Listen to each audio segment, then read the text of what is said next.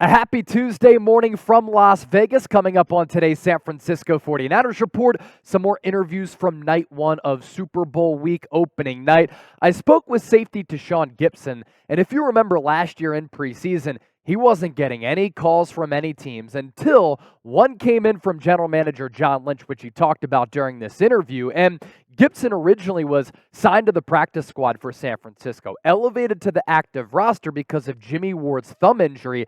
Then Gipson played so well alongside Talanoa Hufanga that the Niners had to move Jimmy Ward to the slot, who was a Pro Bowl player, top 100 guy going in to the 2022 season. And now, as an old, savvy veteran, Gipson has an opportunity to win a Super Bowl this year after playing really good football the last 2 years, I think, at a borderline Pro Bowl level. And this coming after being basically jobless for much of the 2022 season, offseason, I should say. And you could tell that him thinking about this game and everything that he's been through, being at this stage of his career, it's a unique opportunity that he's very grateful for. Also caught up with left guard Aaron Banks, who barely played as a rookie after being a second-round pick at a Notre Dame. And now the last 2 years he's played also at a Pro Bowl type of level. And on Sunday, Super Bowl 58, he might have to go up against one of the best defensive tackles in the game in Chris Jones. That's a matchup that he could see on the interior for this Niners offensive line.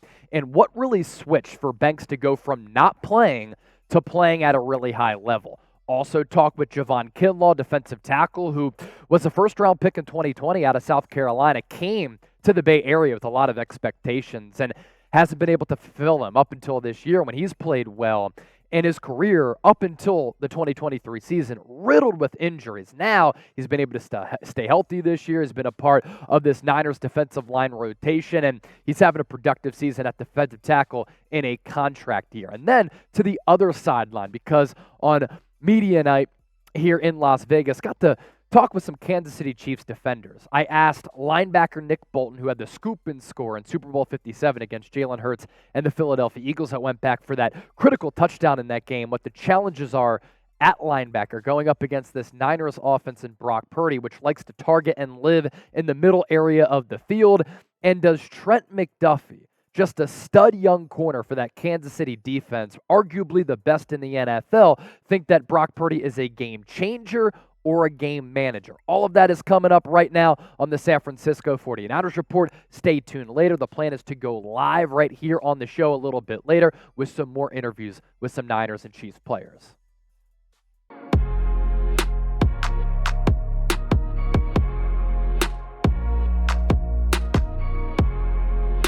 As a veteran, you've kind of been year to year over the last couple of years. To be on this stage playing for the right to win the Super Bowl, what's it mean to you as an older vet? Oh man, it's so cool, it's so surreal just to be able to have this opportunity to come and just be a veteran presence more than anything and be a part of something so special. Obviously, the 49ers, man, it was good before I got here.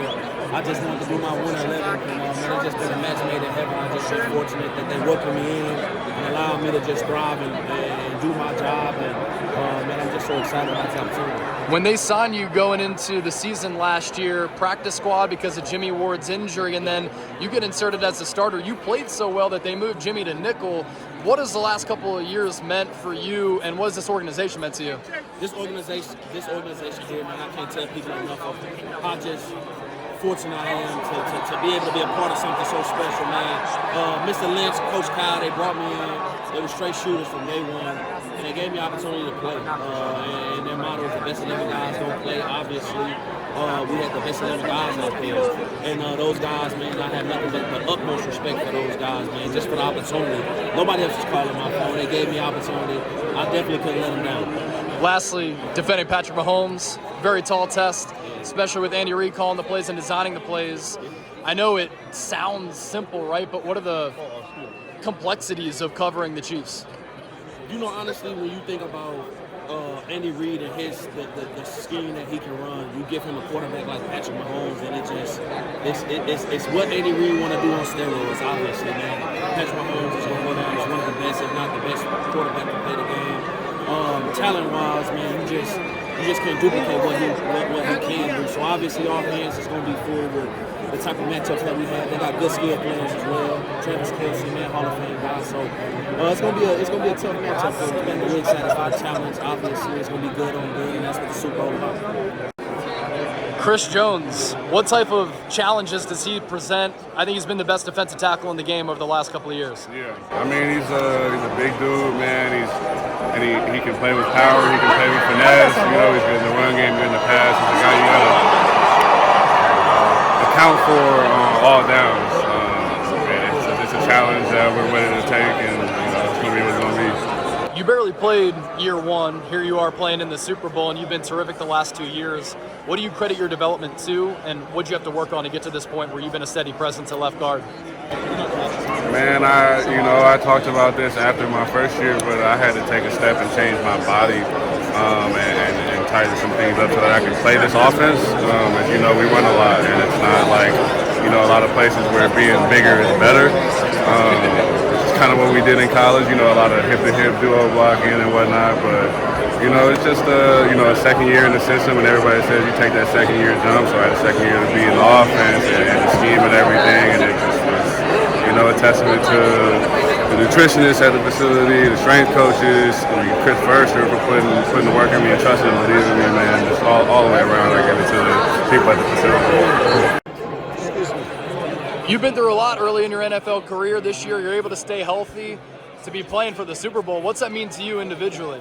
It means everything to me. God is the greatest. I've been blessed to live and have a healthy year for once. And it's crazy that it's this year. It's crazy. It's a heck of a feeling. I'm just glad to be a part of it with the guys. Soaking it in. Mentally, when you were suffering all those injuries, what were you going through? If you could take us to kind of the depths of what you were dealing with, because as a professional athlete, all you want to do is be able to compete, but you weren't able to. I mean, seeing their success helped me. I just knew one day I was going to be a part of it. And you just got to keep grinding. That's kind of what I told myself. It worked out for me. What were the meetings like this week in talking about effort plays? Last week, you saw it on tape. Big conversation this week about the lack of effort, especially in the run. How can you guys work on that and not let that happen again? Man, we always looking to make the corrections when they matter, and I feel like we're going to come out and do what we need to do to make the corrections. That's what it's about.